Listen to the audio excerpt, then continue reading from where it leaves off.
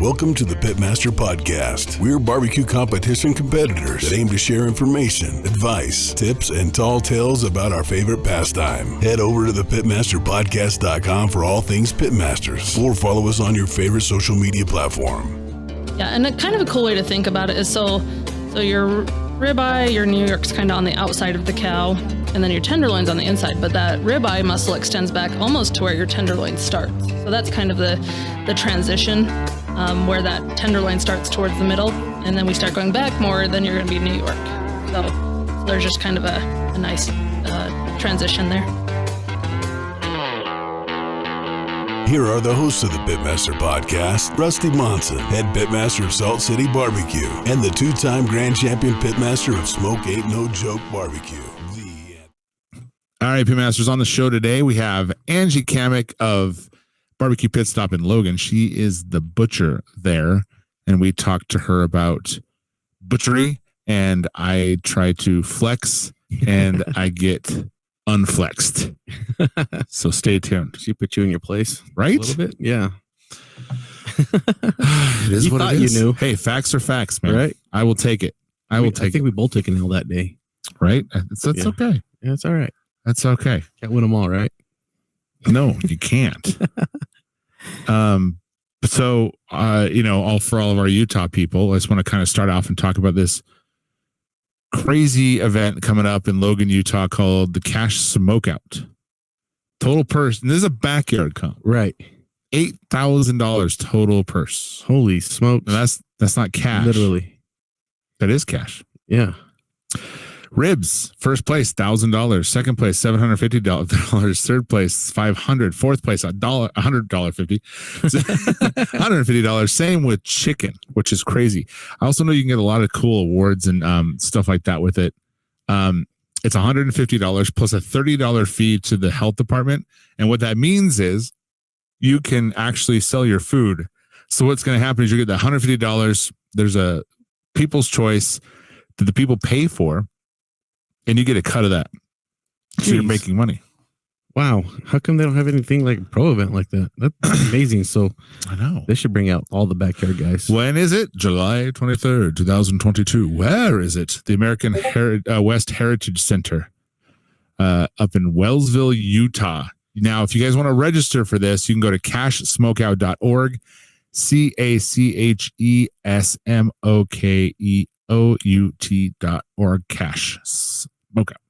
Right. And that's not just Utah people. I'm talking Wyoming, wherever surrounding. If you can get to this competition, get to it. We just went to Logan to do this interview. Yeah. And if you're in Alaska, Canada, Nova Scotia, you're close. Right.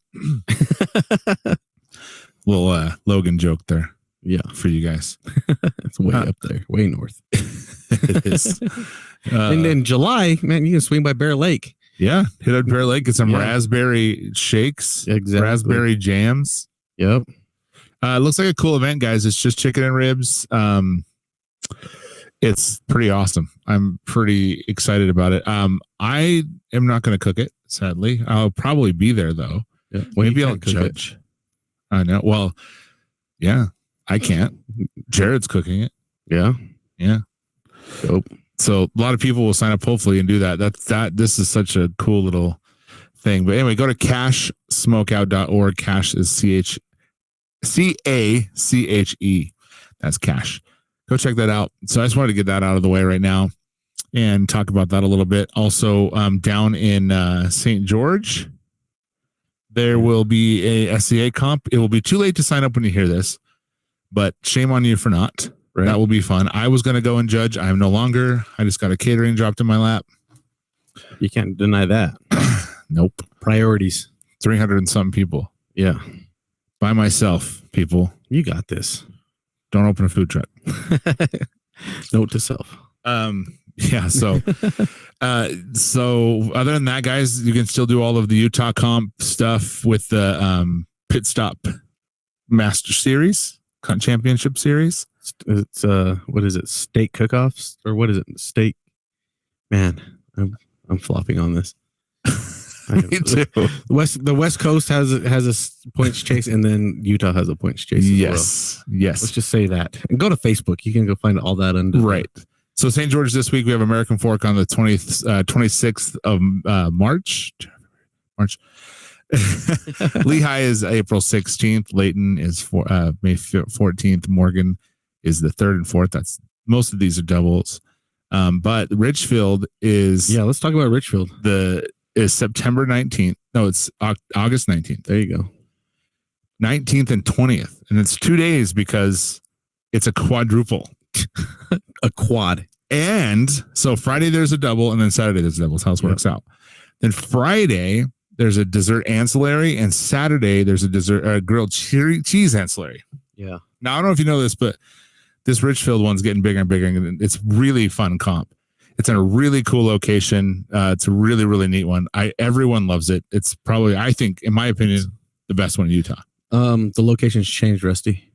Yeah, it's even cooler now, though. Yeah. Now you have camping and fire pits and all sorts of stuff. Yeah. So, but yeah, so it's going to be a really fun comp, and it's a quad.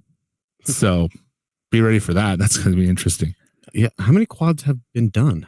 There's been though. Yeah, but like, you know what's funny though is if you look back on it, like just a couple months ago, like 6 months last summer, right? Doubles were kind of just coming on. You know, now they're very normal. Now it's like just a single state cook-off. I'm not going. Right. Imagine in a year or two, it's like, oh, if it's not a quad, I'm not going. Yeah, that's going to be ridiculous. And then after a while, it's like, if it's not a 20 wad, I'm not going. Right. Well, the thing is, then it's going to become a rich man's game. It's like, hey, they all end up that way eventually, right? You know, exactly.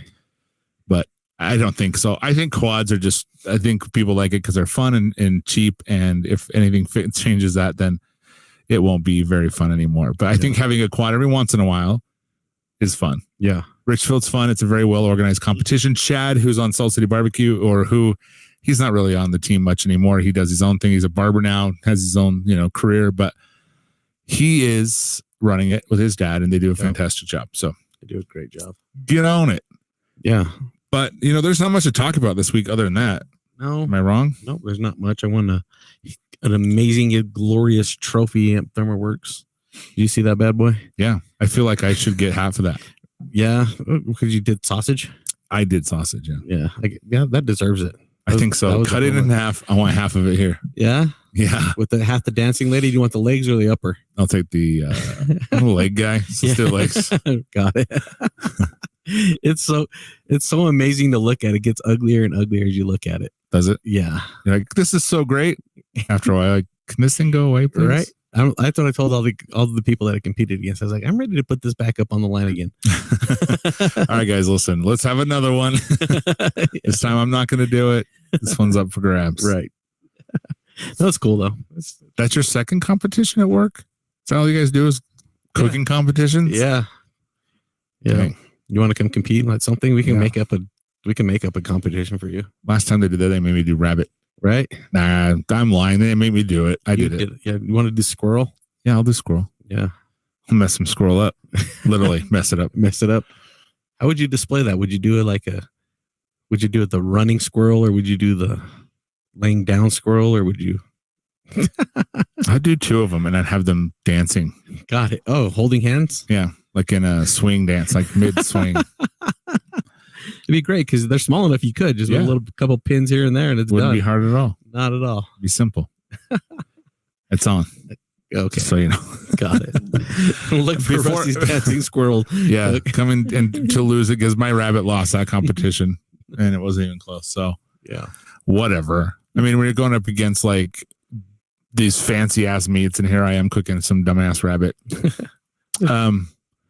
Anyway, before we get into this podcast, just know that this one's a live. We did this live in the BBQ Pitstop, so it's a little, the audio is a little different than you're used to. But I think it's a cool interview with Butcher, and something we wanted to do, and probably will do more of, getting butchers on the show, because I think it's a fantastic way of looking at your meat. You learn a lot. Trust me, you'll see what I'm talking about. I learned some things, so not that I know everything, but it's always nice to learn from the pros and get their take on stuff and kind of know, the insides and out of what we do and what we love, which is barbecue. For sure. Anyway, a couple of reviews we got. Thanks for putting those in, guys. You're doing a great job. This one is from Sweet Dixie Barbecue. Great show. Great show. I always look forward to every week to get the... Wow. We're struggling. This is what we have. So normally what we do, guys, is we do an interview and then we do this. So we're warmed up for our intro. But we're not warm today. We have one already done. It has been in the bag for a while. It snowed today. It snowed. We're just rocking and roll. We just jumped into this. So anyway, I'll start again. Sweet Dixie Barbecue. Great show. I always look forward to every week to get the notification of a new episode. Thank you, Dixie Barbecue. That's super cool. This one's from LGGFFRY. I wonder what mine is. I don't want to be putting in this in. Like I'm just going to put a bunch of letters. Yeah. But I don't care as long as they're cool and this person's cool. So you're down with me. Best barbecue podcast ever. See, this is an excellent show. They provide a great insight into barbecue competition circuit and give valuable tips to the everyday backyard barbecuer. The guests are amazing and the guys do a great job with their interviews. I highly suggest this show and you won't be disappointed. Thank you, Laguga for Frank. Good. I got to give you credit for the crack on that. Did you like that? Yeah, well played. Well done. I think I did it. Yeah, you did it. I think I did it. I think I can read, mama. All right. You guys, we're going to leave you with Angie because she's cooler than we are. Yeah. All right, guys, enjoy. We call it Thermapen 1, the first true 1-second cooking thermometer. Its unprecedented speed means Thermapen 1's responsiveness approaches the speed of thought. Because when you're plating the perfect menu or smoking the perfect side of barbecue, you don't have time to think about how your instant read thermometer is accurate to 0.5 degrees in 1 second or less, or how rugged and waterproof it is, or how big, elegant and bright the backlit display is. You'll just know it works, because our perfection powers your perfection. Seek perfection with Thermapen 1.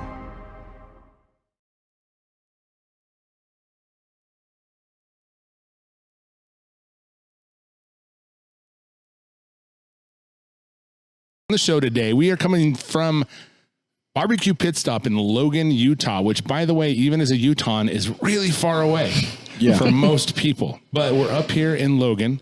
We are at the BBQ Pitstop. Like I said, we're here with Angie Cammack, who is the butcher of the only BBQ Pitstop has. You're the only one here that has. This is the only store that has a butcher, right? The only one, yeah. We provide meats to the other stores, but as far as, the actual butchery, I'm it. That's sweet. Yeah, that's really cool setup. There's a lot of space here for you to work and got a nice counter and ready to go. Got Snake River Farms in the cooler over there. Got a whole bunch of freezer section back here. It's a really nice setup. We walked in, friggin' Jack's cooking pizza. Right. You guys were doing bratwurst that you made last night. Right? Yeah. Oh my gosh.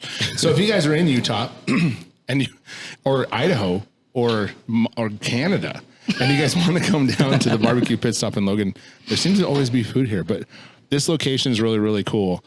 We've been wanting to come here for a while, so I'm really happy we got the opportunity to come to the store because they kind of have everything. I mean, it's a barbecue pit stop, so of course you have all of your rubs and your seasonings and all your smokers and anything you want that way. But you also have a butcher here who can get you meats that you want. So it's like a one-stop shop for anything barbecue. So let's get into it a little bit. So Angie, you're a butcher. How did that come about? It was never my plan, to be honest. I was in the military for a while, got out, went to school, got my bachelor's degree. I worked in aerospace security for a few years. And then, it's always been kind of a hobby for me. Like my dad was a hunter growing up and just, taught me how to flay fish. It was all fascinating that way.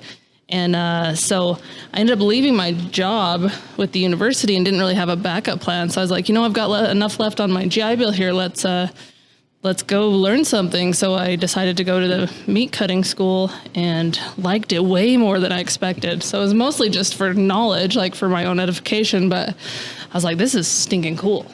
Right. And so, yeah. There's a meat cutting school. Where do you do this at? Like, I always just thought it was kind of like a generational. You learn from the master butcher, but I didn't know there was actually school for it. Yeah, so you think traditionally you just like go work, you think you just like go work for a butcher and you become a butcher and you learn everything you need to know. But, and that's kind of how the school's here in town, right in Logan at Bridgerland, and it's just like a little technical college. So yeah, it's a 1,000-hour course, it takes about 10 months, and it's almost like slave labor. Like, you have like the slaughter floor, you learn the slaughter, and then people just bring their whole animals in and you just break them down. And it's a lot of trust on their part because, all these like know nothing kids with their thousands of dollars animals that we get to break down and very hands on. So absolutely love it out there. I'm still very close with all the instructors, and yeah, fantastic course. So fun fact. I've always wanted to be a butcher. One of my favorite things is I've always pictured myself owning a butcher shop, cutting down meat and stuff. And then I got the opportunity to do it, and it was really hard. And it's not as fun as it looks. And there's a lot of technical things you got to learn, and a lot of standing in cold fridges and a lot of cutting and stuff. And it's not as like glamorous as you think, but it's such a rewarding thing to do too, to have that knowledge and stuff is pretty cool. I mean, I didn't even know there was a school like Anthony said that you can go to up here. That might be really interesting. Yeah, it's fascinating. And really in the big scheme of things, it's not, I don't know what the tuition is now, but when I guess I had my GA bill, but it's not that expensive. It's not going to break the bank to do it. And it's cool out there where it's a technical college. It's mostly adults. And so you really just kind of get to build your own schedule. And I wasn't working when I went, so I was just like full time, just knocked it out when I did it. But yeah. So rewarding to get to see kind of the fruits of your labor at the end of the day. So what's the process of that? Is it like you start in a classroom and they give you the anatomy of the animal and go through it, and then you go hands-on, or is it kind of hands-on and they teach you as you go? Yeah, you would think there would be a lot more instruction up front, but it's absolutely just like you're just thrown to the flames, basically. Here's your knife and there's your animal? Yeah, they do a lot. Like they teach you like one of the biggest things I learned was like, sharpening a knife, because that really turns your hard work into fun if you've got a quality knife.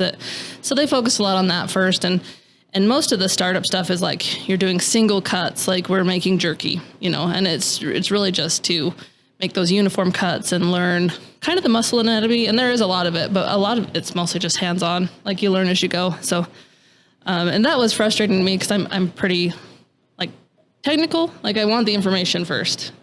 So it was interesting for me just to be like, okay, well, we're going to learn as you go. So let's talk about that, though. Let's talk about some cuts of meat what was something that when you were in school and you were first learning that was something you might have like kind of thought was you didn't know and that was super cool? So, yeah, just in general, learning the cuts was really cool. One of the most difficult things in my mind was like, okay, you've got a short loin, we're going to cut New Yorks out of it. Great. But then you get these custom orders for these people that have these animals, and it's like, okay, I want stew meat and I want cube steaks, and I'm like, where the heck does that come from? It's like telling me you want a chicken nugget, right? Like, I don't know. And so it was fun to learn, like, okay, if they don't want, say, they don't want sirloin steaks, okay, let's make those into cube steaks, So learning, like, the potential for each muscle, like what it can be, was absolutely amazing to me. Right. What was the hardest animal you to butcher, like a rabbit or small bone cattle?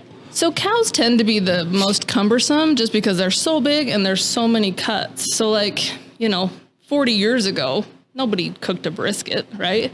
And so the beef council and stuff like that, they spend all this time, and these scientists like coming up with these, like, how are we going to make the most money on these animals, right? And so now we have, instead of a 7-bone roast that you can sell for $3.50 a pound, now we have a flat iron and a mock tender and, everything else, a chuck eye. And so it's just kind of cool to see like the progression of what we know about the animals and what the potential for each muscle is. So. Right. Yeah. There's like a demand for beef cheeks. Back in the day, nobody wanted the cheek unless the butcher did. The butcher kept them because they know what's up. Yeah. But then butchers need to shut the hell up.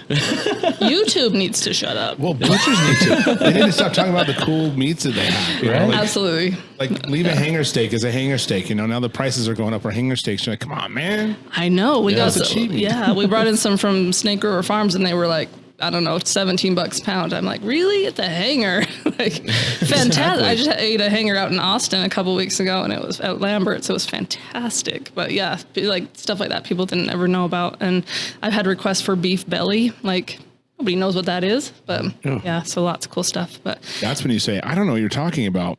Beefs have bellies? And then you don't bring it up, and then we can enjoy it for a lot longer. But like, that's not a thing. And they'll think I don't know what I'm talking about at that point. So when it comes to meat, it's like let's go with beef, for example. What are some of the cuts that people make? I mean, I know I just said let's not talk about it, but let's talk about it. Okay. What are some cool like meats that not a lot of people buy, not a lot of people work with that you really enjoy? Yeah, so I think my absolute favorite steak is the flat iron that comes kind of off of the back of the shoulder blade. And one of the reasons I love it so much is because it's like you can cook it rare, it's good. If someone wants it well done, it's good. It's going to be good no matter how you cook it. And it's so versatile. I mean, it's kind of a harder one to cut because it does have like a full membrane that goes down the middle of it. So you have to know how to take that out without damaging all the meat. But flat iron's fantastic. There's a bistro steak that's phenomenal. Comes out of the shoulder clod. You can find those every once in a while in the grocery store. I know our Lee's up here has them, but yeah, just a bunch of little steaks like that are fantastic. So I'm a big fan of the short ribs plates. Everyone kind of gets to know the dino ribs. That's a big thing right now. Yeah, I mean those shanks, the beef shanks are getting really popular now just because they look cool. Mm-hmm. Yeah, I've never had it. Have you, Rusty? Beef shank? Probably. Some osobuco. Yeah. Well, my grandfather owns. Well, they raise Piedmontese cattle and they have it slaughtered. So I've had all sorts of meat. I didn't know what it was. We just ate it. Right. It was beef. It was just beef, and they cooked it a certain way, and that's really all I knew is what it went in and how they cooked it. And different stuff. I know, like with hanger steaks and different stuff like that. I remember it being hard to cook and just different, like that's all I knew of them as. So I probably have, but I don't really know the technical names of it. And to be honest, at the time, they probably didn't have a technical name for it. Right. It was just beef. Because like you said, there's just all of a sudden, they're like, oh, if I take this loin and cut that off, now that's a new meat all of a sudden. And Absolutely. That's interesting. That's what kind of is happening a lot these days, I think. And so, well, even the brisket, no one really knew what like you said before. They would just grind it. Yeah. Just throw it in the grind. And that, hurts my heart a little bit now, but if you think back. Yeah, like if you don't know any better, got this big old tough muscle what do you do with it? Mm-hmm. Right. Throwing a whole brisket in the grinder. Yep. Exactly. Could you imagine that now? Right. That's $20 a pound. Yep. I've slaughtered a whole beef before and they just wanted it ground. Like they just wanted burger. Wow. And it was like, thing? Yeah, I was like, trying to pocket some ribeyes. I'm like, they won't miss this. They're just getting hamburger, right? Was it like for a restaurant or was it for just a person? No, just a private owner. That's just what they liked. I guess just hamburger. Wow.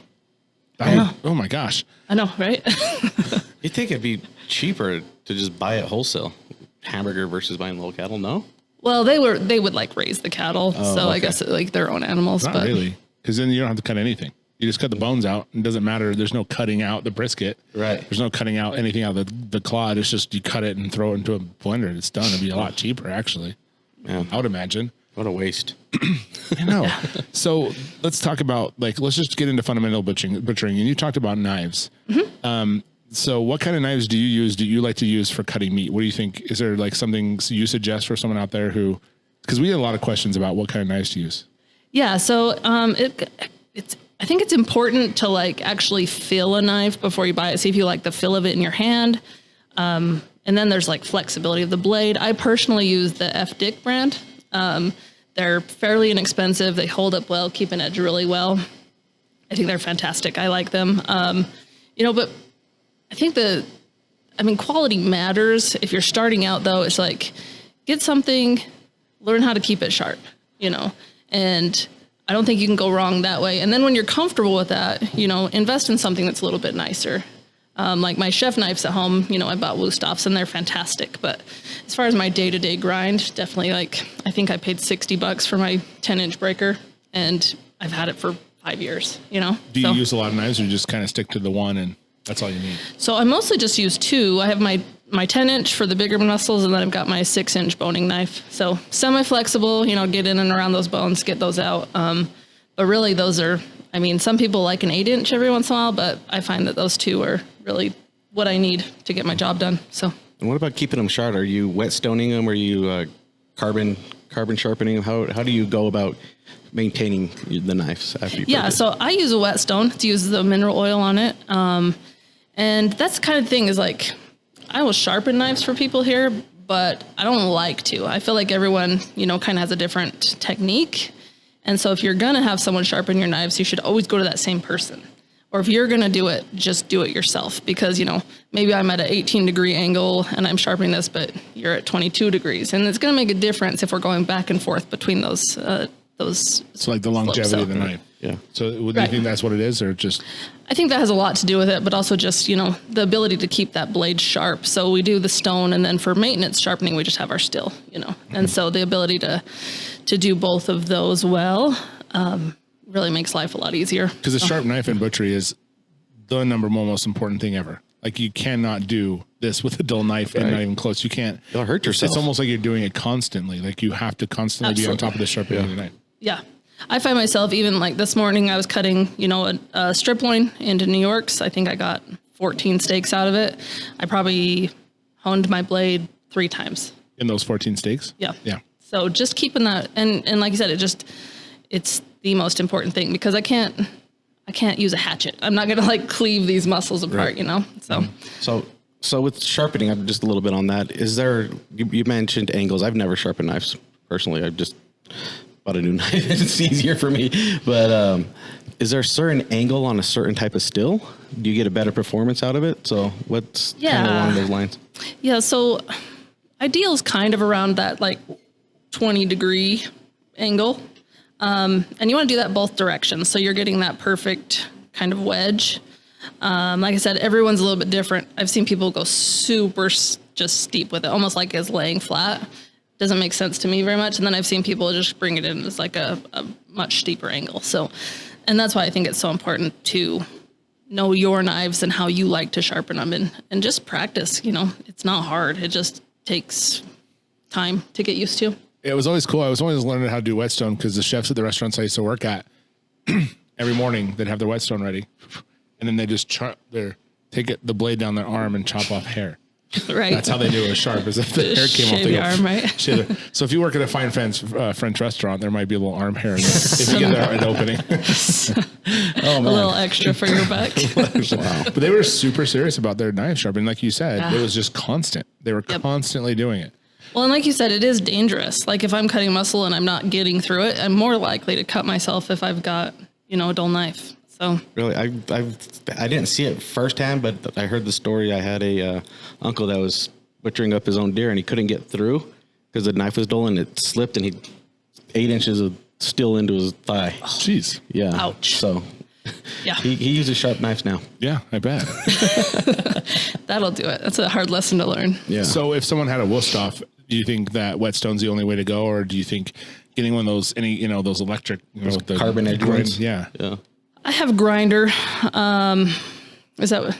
I guess, the ones, any kind the of wheels. The wheels or the pull Amazon. through. Yeah, stuff like that. So they do a good job. They're going to get your knife sharp. Your blade's going to diminish quickly. The life of your knife's going to be a lot shorter just because, I can take 6 swipes across a whetstone and I'm getting ready of a few filings, whereas I'm running it through the wheel, it's going to take a lot more of that metal off. So you just have to be aware of that, I suppose. So if that's the route you want to take. So it's mostly longevity of that. I think for me, like when your job, it's really important to maintain that longevity of the knife. But Absolutely. If you're just an average Joe at your house, I can see why not trying to do the whetstone just because it's not that important because your knife will last a long, long time because you're not constantly using it. Absolutely. You are constantly using it. Like that's all you have. And it's a good investment to make sure that you keep that knife sharp. But if you're really, really serious about it, the whetstone stuff is the way to go because I'm not really great at it. I try. My wife is super good at it for some reason. That's because women are better at attention to detail. Absolutely, probably true. Well, your wife's a tattoo artist, so she kind of has a stable hand. I know. So. There's that too. I'm over there going, this sucks. And I'm doing the arm thing. Oh, man. I still have hair on my arm. You're just petting your arm with your knife. And she's like, and I'm like, God, I could cut. I literally was cutting air. You ever cut air before? Not once. Let me tell you, it's pretty awesome. Hattori Hanzo That's sword. exactly what it is.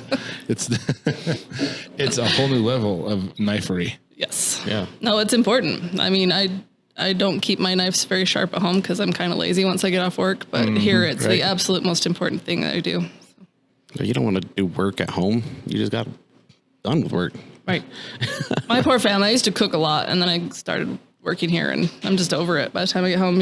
So, Home chef, man. Get one of those box things that come to your house. It's a savior. That's what I do now. absolutely. I just bust one of those out. I own a Havalon knife, so when it gets dull, I just throw out the blade and clip on a new one. Aren't those cool? Right? I love those things. Yeah. They're my favorite for filleting fish. So Victorinox is my favorite. That's just because we had them, those in Dexter's. We had a lot of those. I really like those two kinds of knives just to have. I personally don't think you need a fancy knife if you're not going to use it all the time. Right? Well, I spend $300-$400 on a knife that I use Like once if you a have a month. knife like 8-inch Wusthof at your house and you don't really use it that often, yeah. that it's the same thing as anything. A sharp knife, like what kind of knife should I get? I'm like, sharp one, as long as it can be sharp. But so obviously the fundamentals of butchery, you have to have a sharp knife, and then going into it, you have to have so going into that, like what else are the things that people don't understand about your job? Like, for example, we talked about when you cut meat, a lot of times you have to do it in like sub-freezing temperatures. Like you're back in a cooler that's really cold because you have to keep it cold so it doesn't. Yeah, I'm an absolute why do you have stickler. to cut in the cold? I mean, obviously to keep it like whether the temperatures, there's other reasons too. Yeah, so food safety is absolutely number one. I'm very much a stickler. Like I'll work in, my front area, I'll cut steaks, and then immediately they're going in the back to cool back down because the last thing I want to do is make anyone sick, But yeah, I guess technically my certification is food safety manager. I take that very seriously. I would say that's probably the most important thing to think about constantly is just making sure that your food's safe and that people are going to be healthy after they, come and buy something from me. I don't want to deal with that. Someone comes back and tells me I made them sick. Like that's my nightmare. So, Right. So yeah. And that's the reason we have the cut rooms. Especially when I'm making sausages and because if I have to walk away, I'm like, okay, I know they're sitting at 40 degrees and they're going to be fine for a while. So I don't, if I had it out in just room temp, I'd be panicked constantly. So. Especially with sausage, because once you grind fat, it becomes so easily it'll melt right in your fingers just by grabbing. It'll just melt in your fingers, and that's really bad for your sausage. So you're just constantly in this room temperature. That's just like, and like we said before, it's surprising how taxing that is on your body when you're in that kind of room for so long because you shiver to keep yourself warm. That's what your body does. And so it's basically like you're working out all day. It's like you go home, you're like, oh, man, I feel like I just ran a marathon. This is crazy. Yeah, I've had a hard time lately where it's been so cold outside. Like my core temperature drops when I'm in the back and then I can't get it back up. Like I have to go get in a hot shower or something. I'm just like hypothermic almost. And even though I'm well dressed and everything, but after you spend so much time in there, there's only so much you can do. So yeah, it's taxing for sure. What does that cooler temperature run at? What's the temp in there? So we're running around like 40, 41, just in the general room. Yeah. About as much as your fridge. Yeah, it's like in your fridge all day. Imagine working in your fridge from, early morning to late afternoon, I couldn't do it. I barely can run from my house to the car with the heater on and survive. This is the first time I've worn pants all winter. Like I'm the opposite. I'm in there with my bikini on. Come on. This is great. Please. Turn it to 21. Come on, let's do it. The rest of you, with other podcasts, you've already said that you go to the cooler to cry. That's a restaurant thing. Yeah. If you guys don't know, there's a walk-in cooler where all their food is, and it's not just food. It's therapy. Absolutely. That's where you go yell. That's where you go take a minute. That's where you go do all your, maybe that's why I'm so used to the cold. I had a lot of breakdowns, emotional problems as working in the restaurant business. I'm just so used to it now. One good thing though, I've found out there's a lot of health benefits to being exposing your body to cold temperatures for extended periods of time. So I keep that in the back of my mind, like, okay, this is good for me. This is healthy. There you go. So, yeah. It's nice. Right. It's preserving, right? Yeah. I just got to keep my mantras going. Like I'm healthy. I need to find those so I can tell my wife. She's from Las Vegas, so it's like 90 degrees in the house and she's got 4 blankets on. I'm like, what are you doing? Yep. I'm putting on suntan lotion Like a rotisserie chicken. It really is what it is. I have to keep myself basted to keep myself moisturized. I seen that on Seinfeld once. Oh, Kramer. Yep. And so, what is your favorite cut of meat? Beef, chicken, pork? What do you Anything. Like anything? what is your favorite? Like if you were to have dinner and it's like the last meal you're going to have and it was meat, what would it be? Flanken style short ribs. What is that? So it's from the short plate. Sorry. Hit What's my the short microphone. plate? So it's up towards the front of the cow. It's where our, dino ribs and your short ribs, bone-in short ribs come from. Okay. It's usually 4 to 5 ribs. We don't usually use a 5th rib, so 4 ribs. And we just cut that up the ribs about 3/4 to an inch. And it's just so that you get the full cross section of the 4 bones. And it's, short ribs. And I lived in Korea for a year, and that's where I found out about it. They call them kalbi, or LA style short ribs here. Just fantastic though. So do a Korean marinade on those and then just smoke them for a while, reverse sear them, or just, grill them up. I don't think you can get much better than that. Just the full flavor, just fantastic. So Is that hard to find? They're kind of tacky, right? They kind of have it when Yeah. you cook them right. They're Little usually bit. really tacky. yeah, kind of it's Candy-ish almost. Yep. Yeah, they sell them at the local store. Do they? Yeah. yeah. What are they called again? So they call them flanken style or Yeah. kalbi. Flanken style or kalbi. Okay. Yep. And you just cook it like you would like a beef rib. Yeah, just shorter. That's kind of the cool thing is it's a quick cook. Oh, okay. So you don't have to do like when you're doing the beef ribs and you want them like pull apart kind of. Yeah. So is it something like you want to do the whole wrap it thing or just grill them? No, just grill them. I mean, you can smoke them. I've done that. I've done it both ways. Most important part is just having that good marinade on there and getting.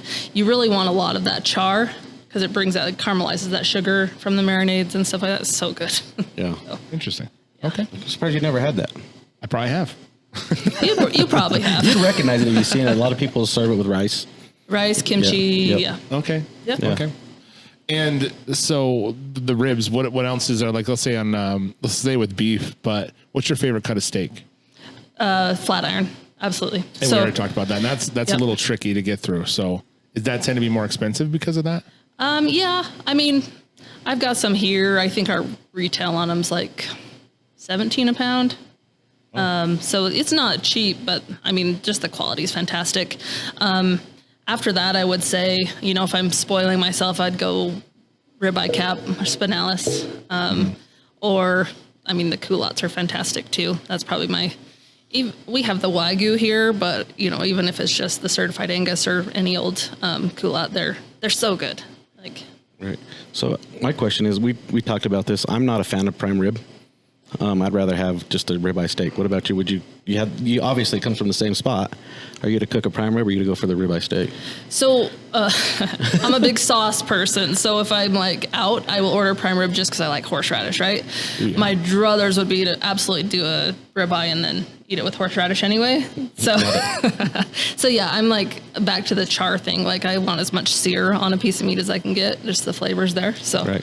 Well, we used to, at Texas Roadhouse, we would cook the prime ribs and we'd cut out like a 16 ouncer and sear the 2 sides with like some Yes. seasoning and stuff and make a really good horseradish sauce out of it. So I think the options of prime rib are so much better. But man, just a straight up ribeye steak is, I don't know, New York I think is probably my favorite. I would have to say a New York strip. Yeah, but you like the fat though, don't you? New York strip has fat. Yeah, but only on the one side technically. ribeyes are a little fattier. They're but, fattier for sure. Yeah. I don't know. I like it because it's kind of in between a sirloin feel and then a ribeye.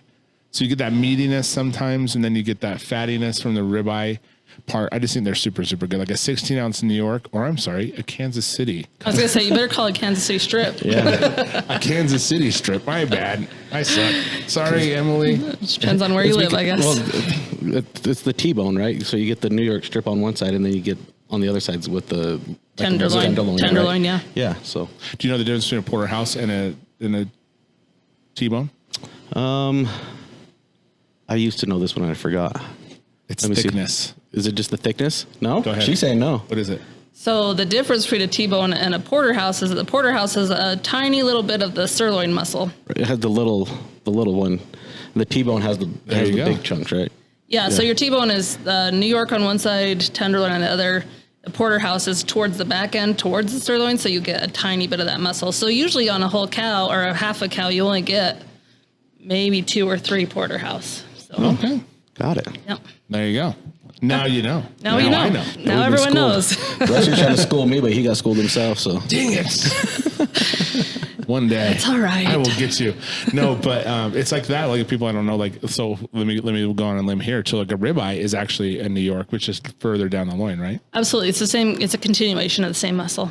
So the further away you get from the what they call a tri-heart in this SCA world is the further away you get from that, the more you're getting to the New Yorks, and that goes away, and the spinalis more go away, and then there's a part where it just becomes New York strip. So it's the same muscle, right? Yeah, and a kind of a cool way to think about it is so your ribeye, your New York's kind of on the outside of the cow, and then your tenderloin's on the inside. But that ribeye muscle extends back almost to where your tenderloin starts. So that's kind of the transition where that tenderloin starts towards the middle, and then we start going back more. Then you're going to be New York. So there's just kind of a nice transition there. So what's the T-bone bone then? Is that at the spine? What's the T-bone part? Where's that come into play?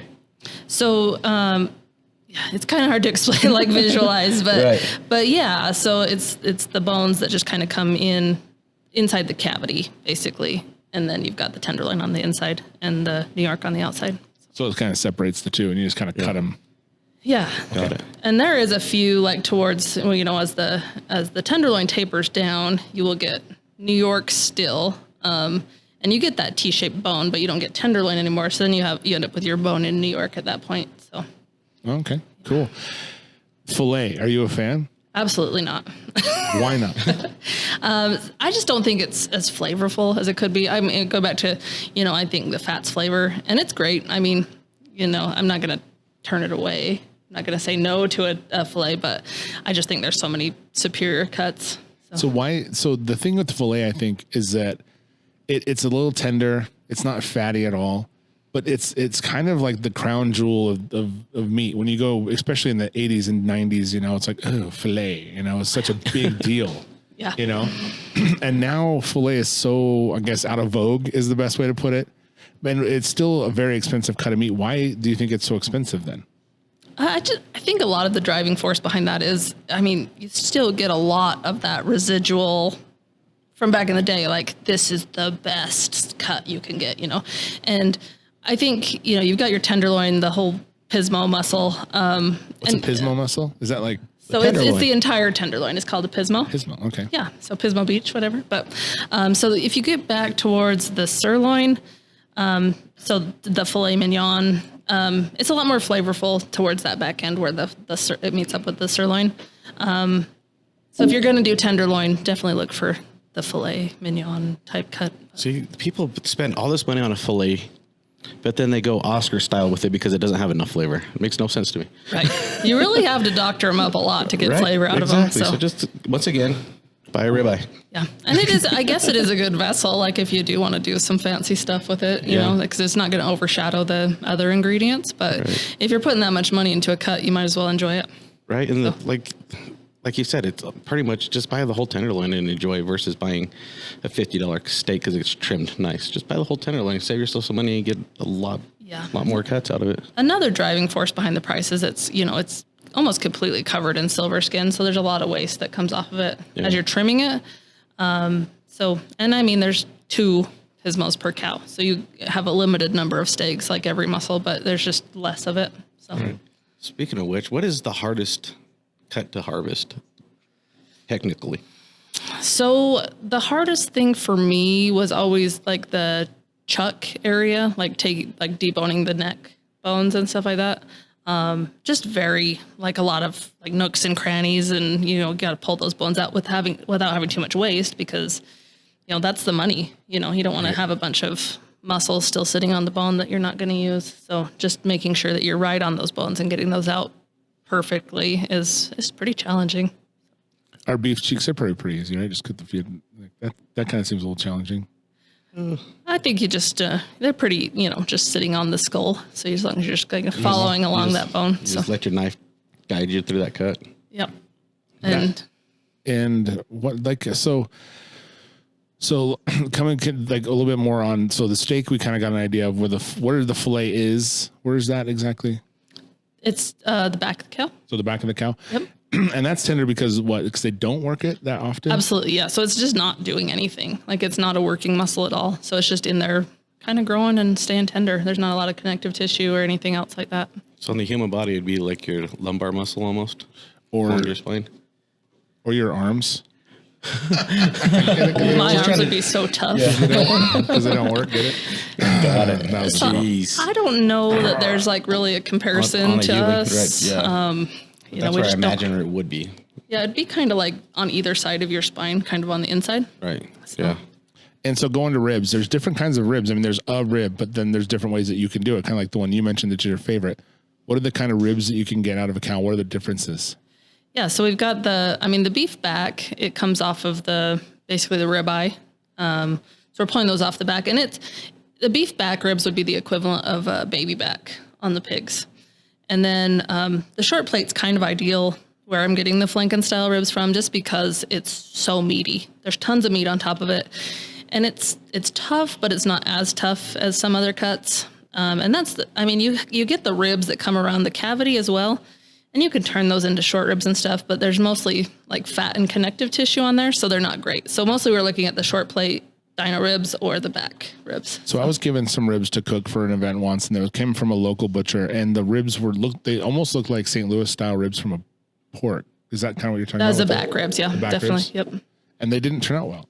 No, they're terrible because I'm making way more money on the tender or the ribeye, so I don't want to leave any of that meat on the ribs. Right. And so they're taking those down almost entirely to the bone. So all you're getting is that little strip of meat between the bones. And that's a lot of dang work for nothing. Yeah, So, it was nothing. They were terrible. Yeah. Like, I threw them away and told the people, like, "Oh man, my freezer turned off." Is that where the tomahawk steaks come from then? So the tomahawk is a ribeye, but it's just you leave the big rib on that comes around the cavity. So then you're losing the short rib or the plate. Not entirely. So the plate is more towards the front of the cow. And then, so I guess towards like, you're neck? comparing it to yourself, it'd be kind of under your armpits. And then the belly is more like where your ribeye is. So they're close to each other, but not the same. So. Right. Yeah, I don't. It's exactly what you want to do. Pay $25 a pound for a bone. Me and tomahawks have a big beef. No pun intended. Nice. Jokes. Only because you're spending so much money on a bone. Yeah, they look cool, but it's like I don't want to pay 20 extra bucks because I get 12 inches of a rib bone that I'm Take not away gonna my eat, so. Pitmaster card if you want, but I don't really. I've never cooked a good. I've never cooked a good one. I just can't get them to taste the way I want them to. It's because it's too thick. It's just they're not good. They just don't taste no great. prime rib. Just give me 1 inch. Yeah, I mean, it's really just. I'm with You you. see the trend? Have you picked it up on the trend where I like? Give me a ribeye. I used to have some guys come in. They'd buy the whole ribeye, rib roast, and they'd want it cut into 1/2-inch steaks. Oh, So Really? wow. yeah, they were Tongan, and they liked the like marinated and seared, like super hard sear on them. So They're really hot and fast. hot and fast, yeah. Yeah. And that's just the way they liked it. And I've come to a point in my life where it's like I don't judge how you like your steak cooked. I don't judge how you want your meat cut. I'm just gonna do it for you because your preference is your preference, right? My favorite thing is seared beef fat. Honestly, sometimes I think I just want to cube it and just sear beef fat because it's so freaking good. You should invent something that's like beef fat burn ends. Beef fat burn ends. Take that fat cap, the fat from the cap and the ribeye, just that whole section. Because when I do like culottes, that's my favorite part is that burnt cap. Yes. Oh my gosh, I could eat that all day long. And I feel like I'm like kind of a weirdo in that department because a lot of people like fat. I've noticed. Like I would take my friends would eat steak and they'd cut their gristle off. Give me that. Yeah. You gotta have something to Psychopath. chew on. Yeah. Yeah. Wow. Like that's the best part. It's the flavor there, and you just bite into it. It's crunchy, and it's got that. Oh man, It is good. I'm kind of in between. I want like equal ratios between meat and fat. I agree So with you on that. so Yeah. I'd be the only one buying my beef fat burn ends. No, there's other people. I'd give it a try. There's other weirdos out there like myself. Yeah, you're a small breed, but you're out there. Kind of gonna be like crackling, but different. Like Yeah. Hey, yeah, It's borderline crackling. Yeah. there you go. Yeah. It's the beef version of crackling. Smoked. Oh, I'm getting hungry now. I know I need to practice on my SCA cooks because we have some coming up, and I haven't had beef in so long. I'm just getting excited. But is there any other cuts of beef that you like that maybe people can buy maybe from here that aren't kind of the norm and that might be like cool for them to try that they might not ever tried before? I think everything's cool. Personally, like I think there's a lot of merit in every cut. As long as you know how to like handle it right? You have to know how to cook it. But I think in today's world, it's super important to be like kind of conscious about your budget, of course. But I'm a huge fan of chuck roast, just in that it's so versatile. I can do a long cook on it. I can make burn ends out of it. I can cut it into steaks. They're going to be delicious. I just think there's like kind of endless possibilities with it. And in the big scheme of things, it tends to be one of the cheaper cuts. So I think, if you're kind of looking for something to smoke, but you don't want to buy a $150 brisket, it's a safe bet to go with the chuck roast. So I don't know. Chuck's just as expensive as a brisket nowadays, it seems like. yeah. So let's talk about like then cut the, like, for example, so when I do my what's it called? Jerky. Yeah. I use London broil. And that's an expensive ass cut of meat. What's a good solution for me to get some good jerky without spending so much on a London broil? Yeah. So, just look for like the whole muscles. Like instead of getting a London broil that's already sliced, like get a top round and, buy the whole muscle, because the less work your butcher has to put into the meat, the less expensive it's going to be. So then, we always did, if you can find it, the pectoral muscle is fantastic for jerky. Is that called something besides, there's just pectoral? Just pectoral. And that's why like nobody carries it because it's kind of tough. But the cool thing about it is it's like the fibers are pretty loose. And so when you make it into jerky, it's more tender. So it's like, it's stringy if you just try to cook it up. But if you do those thin sliced jerky cuts, it's fantastic. So. And you said that's kind of hard to find. Yeah, mostly it's like a wholesale thing. I've never seen it in a grocery store. I could absolutely, like, if anyone wants it, I can bring it in here. There's just not a huge market for it. So, and it's one of those things like, maybe I should shut my mouth and not tell anyone about it. You know what, though? I will say this. If we were responsible for it on this podcast, and now that we talked about it, and now it becomes a thing, that for me is okay. Okay, perfect. Then we can expose this meat and make it something that is super cool. And that's different. It's just when other people do it that it's lame. Yeah. Okay. It's only when I do it when it's cool. That's it. Good for us, not for them. Exactly. Okay. When it works for me, it works. But when it doesn't work. Should we talk about the delicacies out of a beef? Like langua or maybe even Rocky Mountain oysters? Have you gone to either route? Rocky Mountain oysters are elk. Yeah, No? elk. I guess, well, It's elk balls. it's beef balls too. No. Yeah, similar. No? No, Rocky Mountain oysters are, I think, strictly elk. I don't know. What about the butcher? Well, Is I that- think is that true? it's any kind of venison, I think. As far as I know, the technical Rocky Mountain oysters is game meat. I So know it could be deer or something. I know there are people that do consume other types of testicles. I have had them. I'm not a fan, but I'm scared. I have lengua tacos, those, man. I'll destroy some lengua tacos. I love beef tongue. It's fantastic. So Yeah, beef tongue is awesome. I love Rocky Mountain oysters. They're actually surprisingly very, very good if cooked right. And the literally, how was literally just butter and salt, and that's all. You know what worries me is the texture. I'm a texture eater. I didn't know what they were when I had them. Right? I've had them like helps. thin sliced where they've like deep fried them. It was super good that way. They Yeah. weren't deep fried, but they cut them. just fried. They were just like little hot dogs. Little sliced up hot dogs. That's a thing with a lot of people is just like the mental block, especially when it comes to organ meats and the different kind of offal and stuff like that. But And my grandma, she was old school, great grandma. There's one time I went over and I was like, man, something smells good. And my mom goes and looks in the pot, goat head, straight up, cooking an entire goat head. And she just pulls that out and just starts picking that way at it. I was like, what in the world? I love some barbacoa. Yeah, that's a poor man's barbacoa. Nothing goes to waste. Yeah, but yeah, there's some of the delicacies that I like. What am I trying to think? The tripe and menudo. Rusty's never had that. I've heard menudo. I've never eaten menudo, but I was, not a fan of menudo really. Just 80s kid band. No, Not a we're fan talking of about food. Oh, Steve Conway still needs. He owes you. He's gonna take you out to get some menudo. I'm down. I'm always down. There was a place out in California, they'd do a Sunday brunch. And one of the big things was they had menudo on the buffet. And it's great for hangover. Like Right. the greatest It's thing. kinda like But yeah, very similar. But I think if you do tripe right, like it can be pretty funky. But if you do it right, it's fantastic. Let me tell you this right now.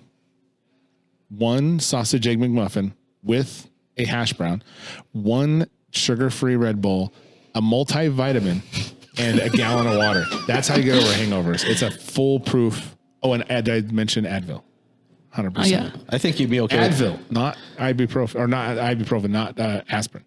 You want the best is a bowl of pho with a beer, or menudo with a beer. Yeah, sure. Because when I wake up in the morning, the hangover, I'm just like, oh, I'm just gonna eat that pho that's just there. Let me go to the DoorDash that. local pho shop and just pick that right up.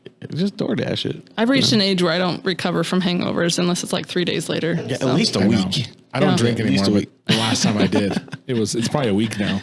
Yeah. I'm probably in the week area. Okay, so we've talked a lot about beef. Let's move on to pig real quick because beef is pretty complex, but pork is not as complex. I love butchering pigs because they're just so straightforward. You know, like I went over end of November. My aunt bought 5 pigs from her neighbor for $50 a piece, and we just totally just butchered them in the best way possible. But there's only I'm only thinking of like 5 major cuts out of pork, right? You got the Boston butt, then you got the lower picnic yep, picnic butt. shoulder. Then you got your ribs, you got your spare ribs, and then you can go St. Louis, and then baby backs, hams, and then tenderloin. and your And hocks. Yeah. Cheeks. What are you getting technical? So how many was that? Like we count like maybe 8. Yeah. Major cuts. And there's a lot of things you can do to kind of spice it up a little bit, but really straightforward. You're doing your primals are basically 4 cuts. You've got your shoulder, belly, ribs, and your ham. So explain this one because this is a question I had for a really long time. I had to research the answer, but so you got a shoulder, and there's a picnic shoulder, and then there's a Boston butt. What is the difference?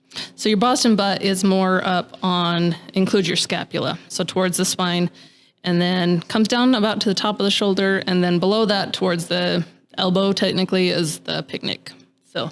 And they don't cook the same. They're just No. different. Difficult to cook, honestly. Crockpot's the only way to go that I found. Yeah, I'm not a fan of picnic. I will never buy one unless I can find one for 89 cents a pound or something. And it goes back to the working muscles, you know, like even the difference between like your shoulder and towards your arm. Like I'm doing a lot more with my arms than I am with my back. So, I mean, not entirely, but it's just worked less. So you get more marbling. It's a little more tender, less bone. You know, they're just fantastic. It's the best thing you can get for pulled pork. And that's really it. Then you have your baby backs, which now correct me if I'm wrong, come from the top of the pig. Yeah. So off of your loin, the back of the loin, basically. So kind of back to the comparison between the ribeye and the pig loin. So. And then your spares come from those. That's just the bottom version of those. Yep, right off your belly. And so that's why a lot of times, like, you want to find a good quality spare because, you know, we get so much bang for our buck off of the belly. Like, everyone loves bacon, everyone loves pork belly. So to find someone that will leave meat on the ribs and not just focus on the belly is important. So you're getting that better eating experience. So. Extra meaty, if you find them in your local grocery store, it's filled the extra meaty if they don't take it off for the bacon. Yep, absolutely. Yeah, because that's how you get your thickness. If they cheat, then you're getting more bacon. If you're not, then you get more rib. Is that right? Exactly. Right. So besides beef cheeks, there's not really a delicacy for pork, right? Like there would be for... So one of the things that I love is called secreto, and it's basically like skirt steak. And so it comes off kind of the diaphragm area, great for fajitas and stuff like that. Some people will eat pig organs. Pig's feet. Pig's feet. Pig's feet. Rusty's done that, I bet. I've had pickled fish, yeah. I can't get past it. It's good. It's a texture thing for me. Is it? Yeah. It's a smell It's thing so for me. gelatinous. It's a smell thing for me, for sure. Yeah, but I love just like pork is so versatile. You can do so much with it. I don't know. I love meat. Like I love beef. I love all of it. You know what? I'm not going to say something stupid like I like pork better because that's just not true. But man, pork is just so good. Like it's just so insanely awesome. Like every single part of it is awesome. Like every single part, the skin is awesome. Say that about a cow. You can't. You know, even the like different things in a pig, it's just so good. Like everything about it is just, pork is so delicious. But it's just so basic too. You know, it's interesting because you can do so much with a cow, so little with pork. But I don't know. It's just, I love it. I love it. One of the challenging things with pork though is like, you know, if I'm breaking down an animal and I'm doing, it's a pig, say, I have to think about that because, you know, everyone wants their legs turned into hams. Like no one wants just a raw leg. And so there's a lot more that goes into the process as far as curing and like preparation after the fact of the butchery. So that's a little more challenging with pigs than say beef, but it's a very cool process and pretty rewarding. Here in Utah, has it picked up any steam? Have you seen it? The pork steaks. Some, I mean, that's kind of what I grew up on. So, so like just taking the shoulder and slicing just it. Slicing it. Yeah. It was always super cheap growing up. And that's what we ate was like pork steaks and potatoes and green beans kind of thing. I don't think it's as popular now. People are kind of learning about cooking things. Well, from what we had back in the Midwest, it's really big. People are barbecuing and putting that glaze on it and making it a big deal. And I think it's slowly working its way out west. Yeah, I love a good pork steak. I can't complain about that. But. Oh, they're fantastic. They're really good. I want to put them on the truck actually, because I think it'd be kind of cool because no one's really doing it here, but they're so good. You're the first to do it. Yeah, you should. So we'll get those next week. Yeah. All right. I really like to cure the loins and then just like cut them into chops almost. So it's like a Canadian bacon pork chop. Where does Canadian bacon come from? Canada, duh. It's your loin. So your whole loin is cured just like ham and then sliced. So they waste a good cut for pizza? I like Canadian bacon personally. I like it too. Oh man, I'm freaking. But wasting the whole thing, I guess it's not a waste. They probably do 50-50. One loin, one Canadian bacon. Yeah. That's kind of what I did with the pig that I got in November is I cured both my loins into Canadian bacon because we're more likely to use that and eat it than. So how would you make Canadian bacon? How does that work? So we cure it just like you do ham, just wet cure 5 to 7 days and smoke it. Really? Yeah. Just the pink curing salt? Yeah. So I like to buy the cures that are kind of all in one with like the salts and the seasonings and sugars and everything. Takes the guesswork out of it. And we just do it by weight. But wow. I love it. It's really good. Like I said, one of my favorite breakfasts is I said it today, Anthony. What is it? I can't remember. Eggs Benedict. Egg Benedict. Oh, yeah. That's right. You did say that. And he also bragged about his biscuits and gravy that I'm going to try one day. I'm telling you right now, I can text someone, anyone who's had them, who's the best biscuits and gravy you've ever had, and they would I wouldn't even finish the text. That's how good they are. My normal response. If IHOP comes through, Right. I mean, I cook. I'm a good cook. I am, and I don't brag about my cooking. I really don't because it's not any better than anyone else's. But that biscuits and gravy, I just don't know. I was just touched by whoever when I was born. I was just given the gift. My normal response to that is prove it. I will. Right. I will. I don't know where it came from either. I'm just like, I want to try biscuits and gravy. All of a sudden, I just felt the light in me, and it shone upon me. And then all of a sudden, I was just busting it out. Wow. Sounds like destiny. It really was. It was like, I was like able to pull the sword from the stone. Breakfast sausage or just traditional sausage or spicy sausage is your go-to? Just regular old sausage. Okay. It's simple. It's just a roux. Put in the milk. Put in some freshly chopped sage. A little Tabasco. Tabasco sauce is the key. But I'll cook the sausages, of course. I'll make the roux with the sausage gravy. And then I'll add a little butter if I need to. But I cook that in the bottom of a pot, and I'll take that out, and that's where I make my roux from, and that's where I'll put, of course. Because if you're not making roux, and you're making gravy from the stuff at the bottom of your pot, you're doing it wrong. And then it's just simple stuff. And then salt and pepper to taste, and a little. What am I missing? Something. I'm missing something. Pepper. Thank you. Salt and pepper. I said that. Oh. I like to go heavy on the pepper side, and I kind of balance it out with the sage. But then I'll just put. I mean, I'm talking for 4 cups of gravy, maybe 5 or 6 dashes of Tabasco sauce, and it just makes it. So when you're making your roux, are you going for texture for the finish, or are you looking for the color?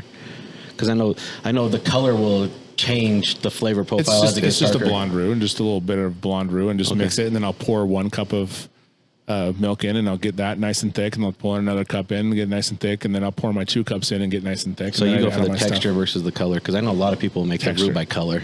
Yeah, but I don't know if it would change much in this one. I haven't played with any darker roux, but because I know when you start getting darker, like the beyond blonde, you'll start getting that like popcorn flavor almost. Yeah. You know, so nutty, I think that's pushing a little too far, you know.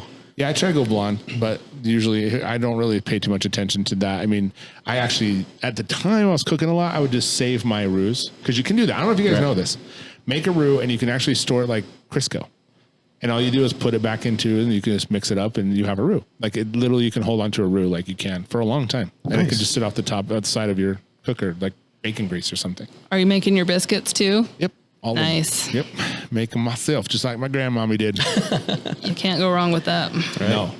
I'll cheap out sometimes, but mostly it's about the biscuit. Yeah. It's about the texture of the biscuit. That's really the key to it, is that texture. What's your cop out biscuit brand? If I'm going to go to the store and I just need to knock out a quick breakfast, what brand should I pick up on? Rhodes. Yeah. The flaky kind? Yeah. Yeah, the extra flaky. Rhodes. I go Pillsbury because I'd like to scare myself with those cans. I need a little excitement in my life. Wake you up, get you They're out the going. adult version of Jack in the Box. Yes. Right. Peeling. Damn. Got me. Pillsbury is good. I mean, I don't know. Biscuits are good, man. But we used to make them with leftover Popeyes biscuits. We'd keep them out all night, and they'd be nice and hard and crusty, because you really want. That's actually the best biscuit to use. Is because it'll suck in some of that juice. moisture. It makes it nice and But anyway, we're digressing, guys. Yes, that's bad. Is there any more butcher questions that you have there, Rusty? I do. I'm kind of interested. Just touch on a little bit, like something that not a lot of people do. So, like, let's talk about like lamb and that kind of stuff. Mm-hmm. So I kind of vision that similar to pork, but less like major cuts out of that thing. Is that just basically your ribs and? Yeah. So it's very, very similar to pork, and a lot of it does go to like grind or stew type meats. You've got your shoulder. Not many people will eat like goat or lamb ribs, but they exist. You can absolutely. And I'm a big fan of goat. I think it's way underrated.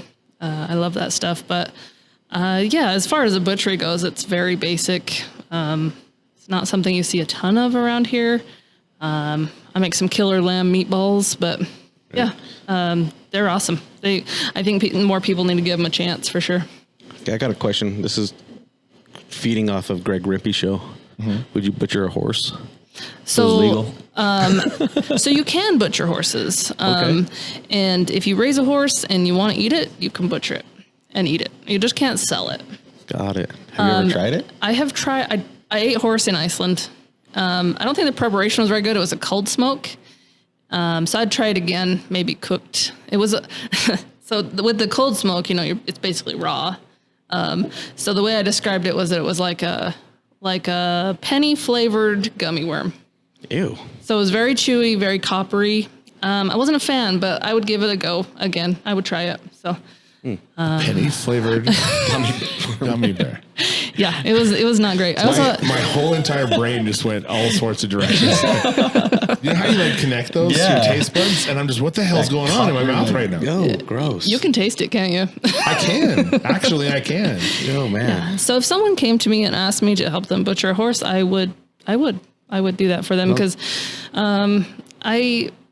I know there's a lot of like societal hangups on, the importance of what animals are superior to others. And, when I lived in Korea, we ate dog and you do it for luck. Yeah. And your health and virility and all that. So I wasn't a big fan. And I did have mental blocks towards it, but it's cultural and I'm okay with that. So, I don't value any one animal more than another besides my Frenchies at home. Like, but she stops at Frenchies, everyone. That's my limit. She'll kill any animal that moves but Frenchies. She won't kill them, she'll butcher them. She'll butcher them. And I just need to get this out there. I hate that when people say like, I butchered it, and they mess something up. I hate that because it's a precise so thing. technical, so. Stop saying butchered, people. Stop saying butchered. What's our go-to? What's word our then? go-to? I wrecked it. Wrecked it. There you go. That's better. There we go. I was watching this YouTube thing that someone was sending me because they're vegan, and they're like, they show me this video, and it's this professor there, and he has, like a cow, and he's like, would you really cut this right now? Would you guys come up here and stab it and eat it? And of course, everyone's like, no. Even I would be like, no, I'm going to kill that. Yeah. But take away their food for 2 months, and I would be the first one down there cut that damn thing up. There's a lot you'll do when it's and required. That's what I'll say. You'll do it. You'll have to survive somehow. But then you understand, like, it's the same thing with like a horse. At one point there might be necessary to do something like that, and it is meat. And we eat meat, and that's what we're. So it is what it is. There's a lot of mental blocks to that stuff too, but I'm always down to try stuff. So, I mean, if anyone was to give me a horse, or my brother used to live in Vietnam, and he would say there was a little like shop that sold dog, and people with business suits would come up before an interview or something like that and eat it. And I'm like, I don't know. I just want to try it.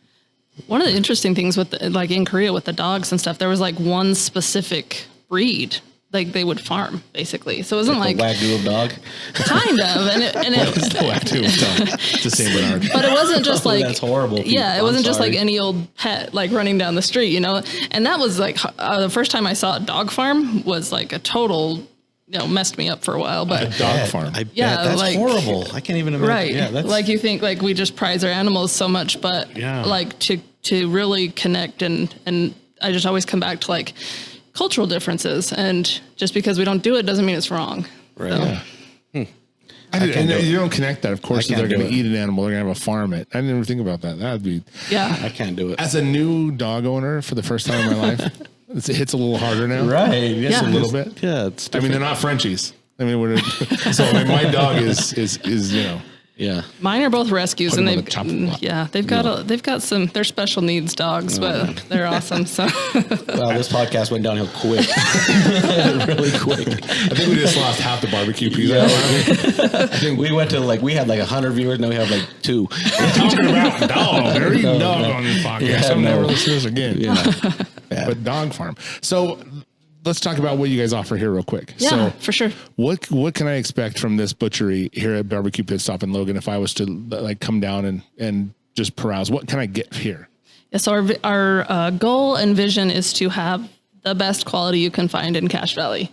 That being said, we also cater to people that smoke meats. So we go for, higher fat content, muscles that are going to hold up to those longer cooks. So we've got brisket, we've got ribs, we've got ribeyes, we've got New Yorks. The culottes, just because they're awesome, is one of my favorite cuts. But beyond that, we also have turkey breast and whole chickens and chicken wings and just anything like pork butts.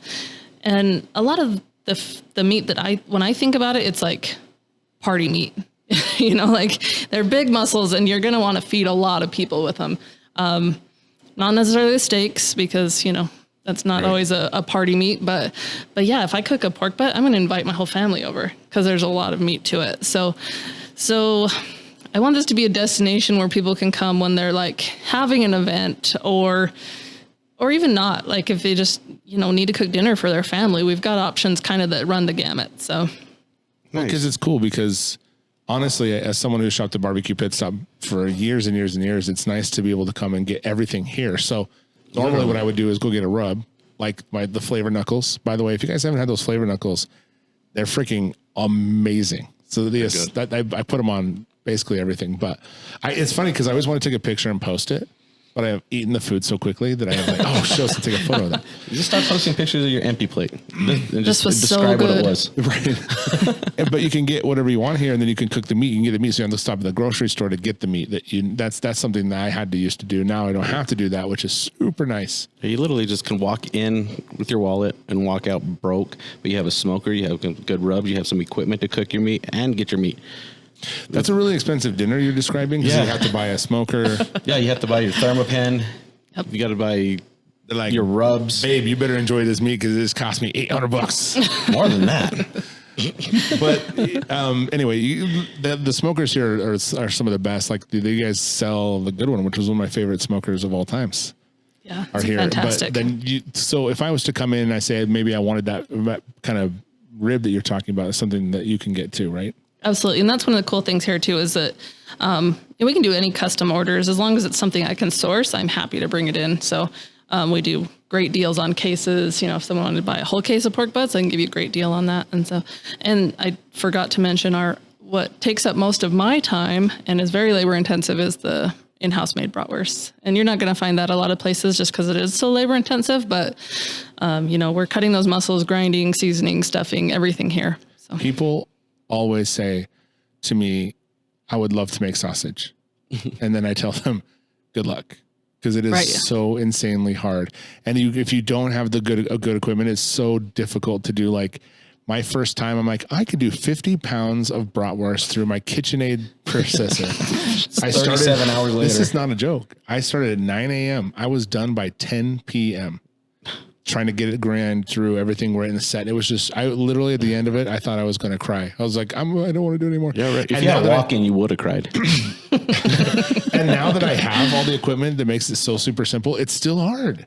It's hard. And then you guys have the bratwurst here in the fridge right now, and they look fantastic. And so, you know, if you want to cook your own, make your own sausage, go right ahead. But I'll tell you right now, it's not something that's cheap, and it's not something that's very easy. Once you get all the stuff, it's pretty cheap. But so it's much easier to come buy some from someone who's already made them. That's all I'm going to say. So much nicer. You don't realize. And then all of a sudden, by the way, that 50 pounds I made was literally, I didn't mix it enough. So it was just literally a hamburger in a skin. Oh, man. Yep. I don't like thinking about that. That's such a terrible story. It's labor intensive. Terrible thinking about that. It is labor intensive, but yeah, you have those here, and you make those how often? Usually every 2 weeks is all I can manage physically. Have a week off and then a week on. But we're supplying our other pit stops, so we're probably gonna bring on another part-timer that can help me with that sort of stuff because multi-hands make big jobs much easier. So if I can get someone here, even just to help with the linking and stuff like that. So yeah, we're looking at some part-timers and right. I also will be looking for a part-timer to help me with my sausage. If anyone's interested. Oh man. Anyone, please help. Right. Well, cool. Thanks for having us down here and checking it out. And again, you guys really need to come check out this new Logan store if you're from Utah or Canada or anywhere like that, because it's a really neat place. It's like all your other ones, but just more extra. There's so much here to get, and I hope that the rest of the pit stops across Utah do. Did you guys supply some to the other stores? Like I know Salt Lake has some. Yeah. Yep. So they've got meat cases now. We're keeping them as full as possible. So if you're not in Logan and you want something specific, let those guys know. And Layton does too, if I remember correctly. Yeah, Salt Lake and Layton. So cool. Yep. So head down to those and pick up some meat. You don't have to drive all the way to Logan to do it. And it's coming from Angie, so you don't have to worry about it. Or Angie's wherever she gets them from too. So check it out, guys. It's like a one-stop shop now, and it's only getting better. And I'm excited for that to happen, and I can start ordering cool meats again. Absolutely. And get rubs at the same time. But thanks for having us in. It was really cool talking to you. I feel like we could have gotten so much more information out of you. So maybe down the road, if we, have some people ask questions and stuff, we can get you back on and just more, discuss some like more different things. Maybe not that we talked about today, more exotic things. That'd be cool. Yeah, absolutely. But until then, guys, stop into BBQ Pitstop of Logan, Layton, Lehigh, Salt Lake, St. George. St. George. If you're down in St. George, go see Troy. Say hi. All right, guys. Thanks for listening. We'll see you next week. All right, guys. That was Angie Cammack from she's the butcher at the BBQ Pitstop of Logan. What a cool thing. Yeah. I mean, we talk about it a lot. We kind of talk about it, but I mean that. Like, if you could have a butcher and a barbecue supply store all in one, like, sign me up. All right.